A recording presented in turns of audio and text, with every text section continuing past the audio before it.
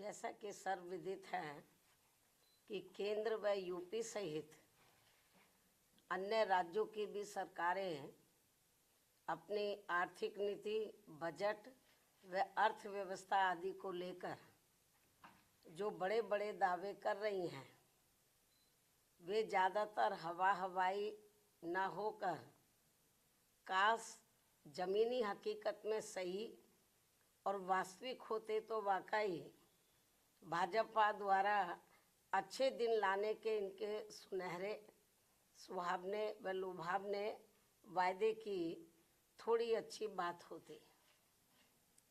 किंतु दुखद है कि सरकार की अधिकतर नीतियों एवं कार्यक्रमों से जग जाहिर तौर पर कुछ मुट्ठी भर बड़े बड़े पूंजीपति व धन्ना सेठ और अधिक धनवान बन रहे हैं व इन जैसे लोगों की संख्या दिन दोगुनी व रात चौगुनी बढ़ रही है, जो कि ये सरकार की पूंजीवाद समर्थक नीति का जीता जागता प्रमाण है।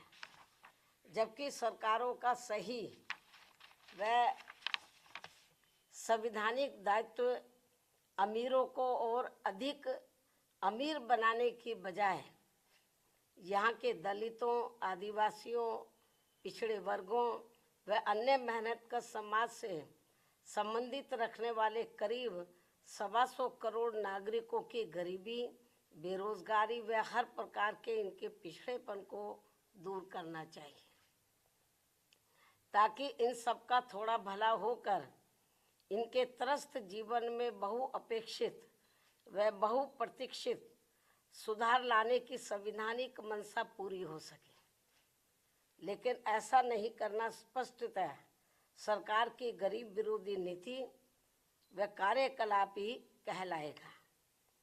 और यूपी व देश के ऐसे बिगड़े हालात को लेकर हमारी चिंता स्वाभाविक तौर पर इसलिए है क्योंकि अम्बेडकरवादी सोच व चिंतन वाली पार्टी बीएसपी इन्हीं वर्गों के शोषित पीड़ित करोड़ों लोगों को अपने पैरों पर खड़ा करने के लिए अस्तित्व में आई है और परम पूज्य बाबा साहब डॉक्टर भीमराव अंबेडकर के जीवन आदर्श की तरह ही लगातार संघर्षरत भी है तथा साथ ही उत्तर प्रदेश में 4 बार मेरे नेतृत्व में रही सरकार में सामाजिक परिवर्तन व आर्थिक मुक्ति का ऐतिहासिक सुधार जमीन पर उतार करके भी दिखाया है, जो इसका ये खास उदाहरण भी है।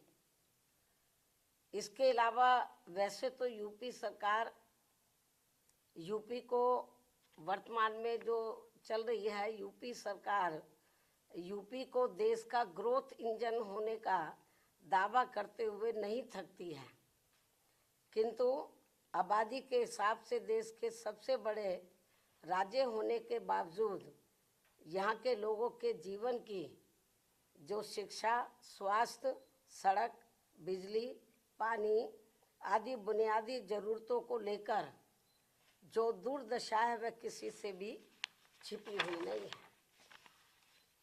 केंद्र की तरह यूपी सरकार के पास भी धन की कमी नहीं है, लेकिन इसका इस्तेमाल यहाँ के गरीब लोगों के हित कल्याण तथा इनके जीवन सुधार में पूरे सही से नहीं होना, ये काफ़ी चिंताजनक बात है।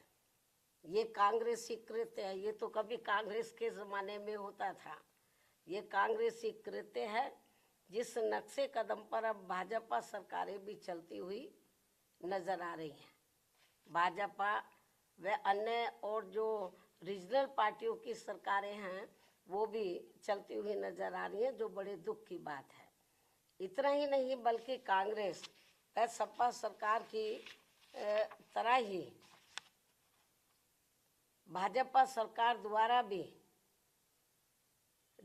बाबा साहब डॉक्टर भीमराव अंबेडकर समग्र विकास योजना आदि जैसी महत्वपूर्ण योजनाओं को निष्क्रिय बना देने के कारण हमने जो डॉक्टर भीमराव अंबेडकर समग्र विकास योजना यूपी में शुरू की थी, तो इसको कांग्रेस और सपा की सरकार की तरह ही भाजपा सरकार द्वारा भी डॉक्टर अंबेडकर समग्र विकास, ग्राम विकास योजना आदि जैसी महत्वपूर्ण योजनाओं को निष्क्रिय बना देने के कारण अब गरीब ग्रामीण परिवारों का अपेक्षित समग्र विकास प्रभावित है। जबकि बीएसपी की सरकार ने इस योजना को भरपूर धन देकर गांवों को 17 बुनियादी सुविधाओं से जोड़कर यहाँ लोगों के जीवन में काफ़ी सुधार लाया था। ये बात सर्वविदित है।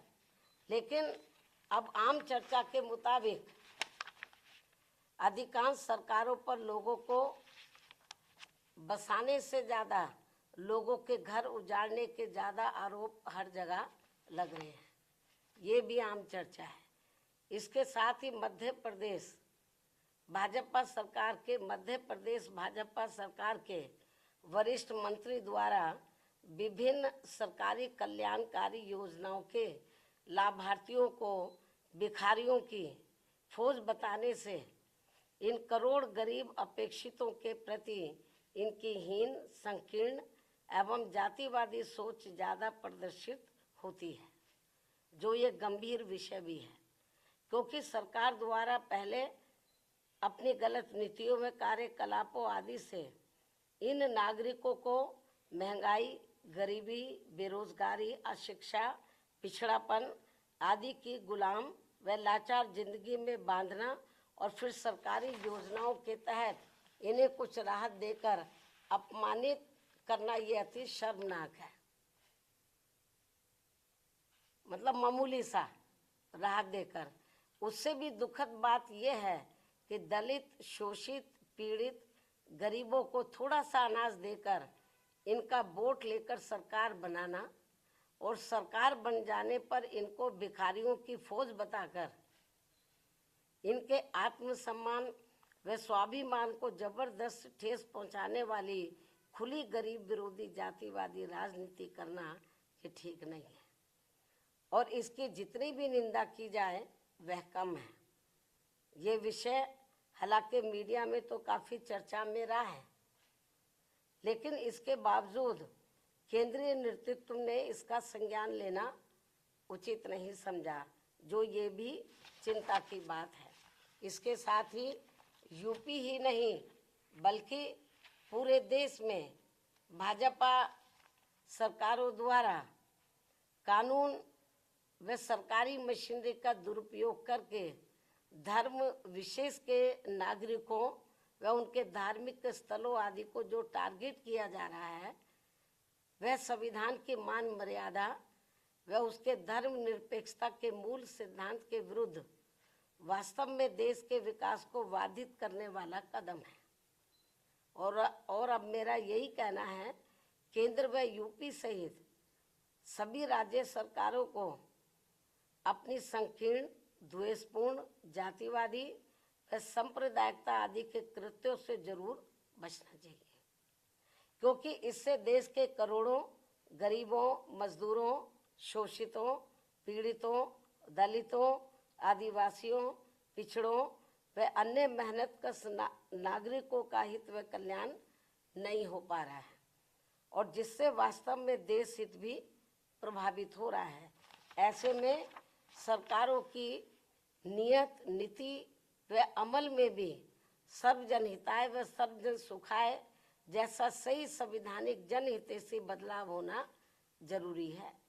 संक्षेप में अब हमारी पार्टी का यही कहना है कि हर वर्ष केंद्र व राज्यों के बजट में देश, प्रदेश व जनहित की जो काफ़ी बड़ी बड़ी बातें कही जाती हैं, और आपको मालूम है इस समय बजट का दौर चल रहा है पूरे देश में। राज्यों की सरकारें अपना बजट रख रही हैं, केंद्र की सरकार ने भी बजट रखा, चर्चा भी अब इस पर होगी। लेकिन इन्होंने हर साल केंद्र और राज्यों की सरकारें अपने बजट में देश, प्रदेश व जनहित की, केंद्र की सरकार देश की जनहित की और राज्यों की सरकारें प्रदेश व जनहित की तो काफ़ी बड़ी बड़ी बातें करती हैं, लेकिन उन पर 50% भी सही से अमल नहीं किया जाता है। क्योंकि मैं देख रही हूँ आए दिन किसी ना किसी राज्य का बजट आ रहा है, लंबी चौड़ी बातें करते हैं। यूपी में भी कही गई, केंद्र की सरकार ने भी कही, लेकिन जितनी वो बड़ी बड़ी बातें करते हैं बजट को लेकर विभिन्न क्षेत्र में, उन पर 50% भी सही से अमल नहीं हो पा रहा है। और वास्तव में प्रैक्टिकल में तो देखने के लिए ये मिल रहा है कि जो दबे कुचले लोग हैं, दलित हैं, पिछड़े हैं, आदिवासी हैं, माइनॉरिटीज़ के लोग हैं, तो इनके साथ तो काफ़ी अन्याय हो रहा है।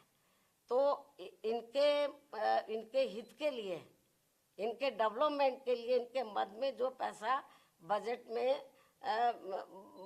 में रखा जाता है कि इतना पैसा हम इनको दे रहे हैं इनके डेवलपमेंट के लिए, लेकिन वो पूरा पैसा उनके डेवलपमेंट में नहीं लगता। और हमें तो ये भी जानकारी मिलती है कि अंत में उनका काफ़ी पैसा दूसरे मद पर खर्च कर दिया जाता है। और इसको लेकर हमारी पार्टी ने पार्लियामेंट के अंदर भी आवाज़ उठाई थी। जब मैं मेंबर पार्लियामेंट थी, मैंने भी इस मुद्दे को काफ़ी गर्मजोशी के साथ उठाया था। केंद्र की सरकार का ध्यान हमने इस ओर आकर्षित किया था और हमने प्रमाण दिए थे केंद्र की सरकार को, लेकिन फिर भी इस ओर ध्यान नहीं दिया गया। तो इनके लिए, इनका वोट हासिल करने के लिए जो वीकर सेक्शन के लोग हैं, जो गरीब लोग हैं, अन्य मेहनत कश लोग हैं, इनके डेवलपमेंट के लिए बातें तो बड़ी बड़ी कही जाती है बजट में। इस बार भी काफ़ी लंबी चौड़ी बातें कही हैं, लेकिन वो पैसा भी पूरा इन पर खर्च नहीं होता है। और आखिर में चुपके से, बहुत ही सावधानी पूर्वक, मतलब चुपके से, मालूम भी किसी को ना पड़े, दूसरे मद में पैसा ट्रांसफ़र कर दिया जाता है। तो ये हाल है बजट का। इसलिए ये जो बजट में खास तौर से हर साल जो बड़ी बड़ी बातें कही जा रही हैं, अब भी कही जा रही हैं, तो मेरे ख्याल उसका फ़ायदा जो ज़रूरतमंद लोगों को जितना होना चाहिए वो नहीं हो रहा है। तो इसलिए मेरा केंद्र और राज्य सरकारों को यही कहना है कि जो आप बजट पे कहते हैं, उसके ऊपर जो भी आप वायदा करते हैं, जो भी पैसा सैंक्शन करते हैं, उसके ऊपर आप लोगों को अमल भी करना चाहिए। मुझे पूरी उम्मीद है कि ये लोग ज़रूर मेरी इस बात की तरफ ध्यान देंगे। अब मैं अपनी बात यहीं समाप्त करती हूँ। धन्यवाद। जय भीम व जय भारत।